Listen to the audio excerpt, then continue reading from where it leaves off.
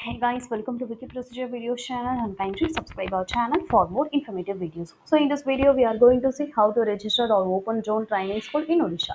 The link I'm highlighting right now is provided below description of this video. You can click on it to reach this page. So next, to apply online, please click on this link that we have provided over here. Once you click on this link, it will be directed go to this page.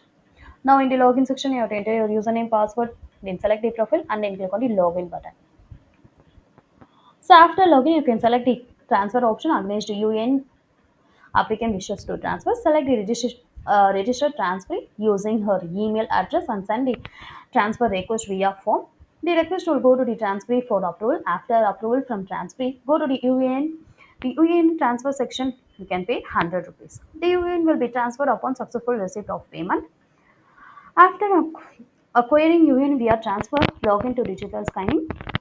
Then you can upload all the necessary documents also. Preview the application for authorization of remote pilot training organization. Next, you can pay the amount in online mode itself. Upon successful receipt of requested application will be sent to DGCA for approval.